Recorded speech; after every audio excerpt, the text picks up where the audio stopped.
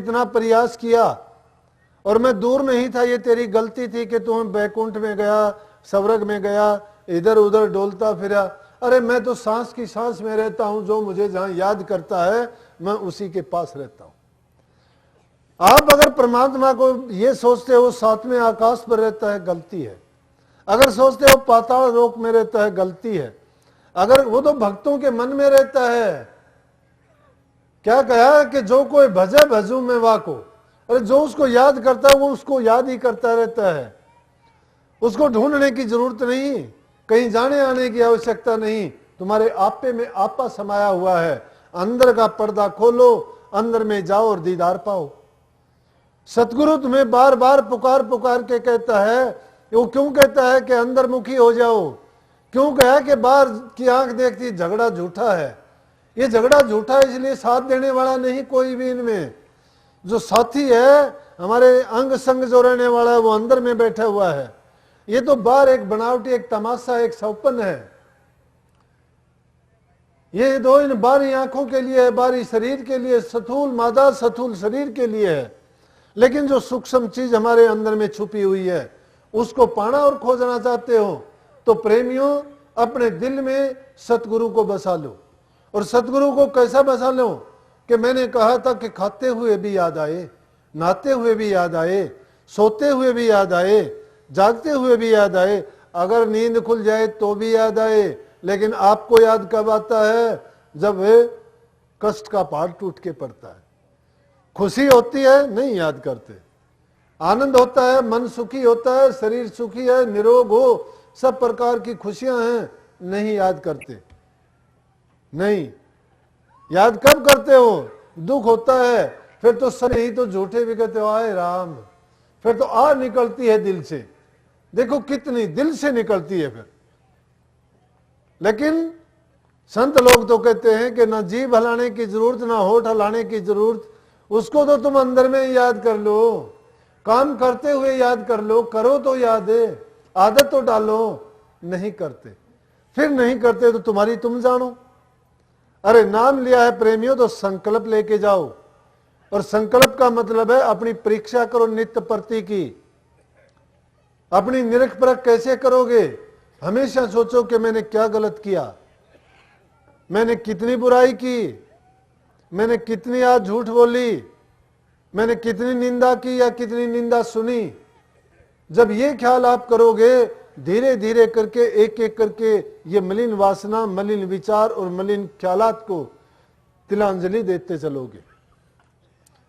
जब ये चीज छूटती चली जाएंगी, आपको फिर कहने की जरूरत नहीं है।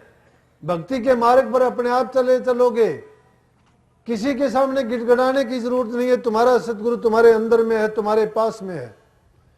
उसको खोज करने की, तलाश करने की जगह एक ही है, स्वर्ग बैकुंठों की इच्छा नहीं। प्रेमियों ने इसीलिए तो कहा कि हमें तो भक्ति प्यारी लगती है, मुक्ति की भी जरूरत नहीं है। और वो रास्ता है प्रेम का संबंध। जब प्रेम इश्क सतगुरु से लग गया, अरे जिससे इश्क लग जाता है तुम उसको रात दिन याद रखते हो। खाने का इश्क जिसके लिए, जिसको लग गया उसके लिए कितने प्रयास करते हो कि जो अच्छा जीभ के स्वाद के लिए खाना अच्छा लगता है उसके लिए लाखों प्रयास करते हो, उसके लिए सारा सामान जुटा लेते हो और फिर इसे जिह्वा की तृष्णा को पूरा करते हो कि इसके खाने के लिए। लेकिन उसका नतीजा मिट्टी बनाना है और कुछ नहीं है। कितनी चीजों को कितनी मेहनत करके उस जिह्वा के स्वाद के लिए क्षणिक सुख था, और क्षणिक सुख के उस सुख ने क्या बनाया? भिष्टा बनाया और कुछ नहीं बनाया। लेकिन जो परमात्मा रूपी नाम को जब याद करोगे, उससे तुम्हारा हृदय पवित्र होगा, तन भी पवित्र होगा, और वो रूह जीवात्मा भी हमारी खुश होगी और उसको आनंद मिलेगा। और सतगुरु के अंग संग जब रहेगी, जब संसार से विदा होके जाएगी, सतगुरु के चरणों में समा जाएगी, जो सदा की मुक्ति कहलाएगी। प्रेमियों, सतगुरु सबको देता है, किसी से छिपा के नहीं रखता। लेकिन जिसका भाव होता है वो लेके जाता है, जो कर्महीन होता है उसको नहीं मिल सकता। कर्महीन कौन है? जो अपने कर्म के कारण उन चीजों से हीन हो जाता है, उनको प्राप्त नहीं कर सकता। बड़भागी जीव वो जिनको सतगुरु मिला, जिनको सत्संग मिला और जिनको नाम मिला। ये हरेक को नसीब नहीं है।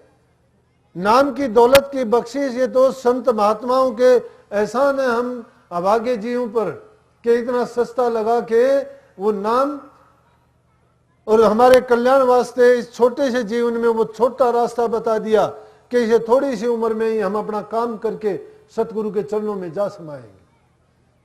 सब कुछ भूलो, नाम को ना भूलो। नाम से बढ़ के कोई दौलत नहीं है। नाम जपते चले जाओगे, कर्म तुम्हारे स्वाह होते चले जाएंगे।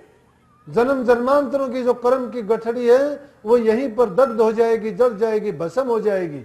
जैसे आग की एक चिंगारी लाखों मणे काठ को भस्म कर देती है, उसी प्रकार से वो नाम हमारे पिछले जन्म जन्मांतरों के इकट्ठे करे कर्मों को एक छिन में स्वाह कर देगा। सतगुरु महाराज सिर पर हैं, बड़ी कृपा है, धन्य है। जीवन से मोह नहीं होता। जीवन का क्या मोह है? सुखी हो तो जीना चाहते हो, बीमारी रोग लग गया आप कहो कि मालिक मैंने उठा ले। वो हालत आने से पहले सतगुरु के हो कि सतगुरु से ये पता करो कि मुझे अपने धाम ले चलो। तुम्हारा ऐसा विचार है, ऐसा ख्याल होगा, ये पुख्ता होता चला जाएगा, जीवन मुक्ति हो जाएगी। ये दावे के साथ रख लो, तुम्हें नाम की कमाई भी ना करो लेकिन अपने ख्यालात को अच्छा रखो। जिसका ख्यालात अच्छा होगा वो अपना काम पूर्ण कर जाएगा।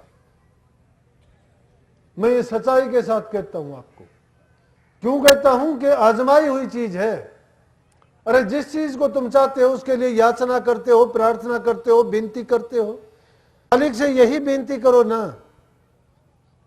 जब विनती करते करते तुम सतगुरु के हो जाओगे, सतगुरु तुम्हारा हो जाएगा। सतगुरु को अपना बना लो, वो सबके लिए है। तुम्हारा अपना अलग अलग भी है और वो सारी सृष्टि का भी एक ही है। इसीलिए तो वो शब्द है कि वो सबका होता हुए किसी का नहीं, किसी का सबका, किसी का भी ना होता हुए सबका है। वो सब में समाया है और सबसे दूर भी है। क्योंकि ख्याल से जिसने दूर समझ लिया उसके लिए दूर है, और जिसने अपने विचार से अपने अंदर मान लिया, अपने पास मान लिया, उसने अपने पास बुला भी लिया, और वो उसका है और वो उसका है। हमने तो सतगुरु से ये सीखा है, ये पाया है। मेरे ऊपर तो अथाह मेहर है सतगुरु महाराज की। कदम कदम पर बचाते हैं, कदम कदम पर। इंसान भूलनहार है, सतगुरु बचावनहार है। हम गलती करने वाले हैं, सतगुरु बख्शनहार है। हमारी गलतियों को बख्शते रहते हैं, पल पल में संभाल करते हैं। सतगुरु कभी जाता नहीं देह रूप में। सतगुरु भले मौजूद ना हो लेकिन सूक्ष्म रूप में अंग संग मेरे संग, आपके संग भी है। लेकिन आप महसूस नहीं करते। क्यों नहीं करते? आप सतगुरु से दूर भागे हुए हैं। आप नाम और सतगुरु को याद करो तो आपके भी अंग संग है, सबके पास है। आपकी भी संभाल उसी तरह से करेंगे। लेकिन तरीका मैंने बता दिया। अगर आप हासिल करना चाहते हो तो भाई करो, नहीं करना चाहते हो ना करो। मैं तो सतगुरु की ड्यूटी समझ के, मेरे पास कुछ नहीं है, सच्चाई पूछो। मैं तो एक साधारण मास्टर था, लेकिन गुरु से मिला जो कुछ मिला, और जो कुछ मिला क्या, सब कुछ मिला।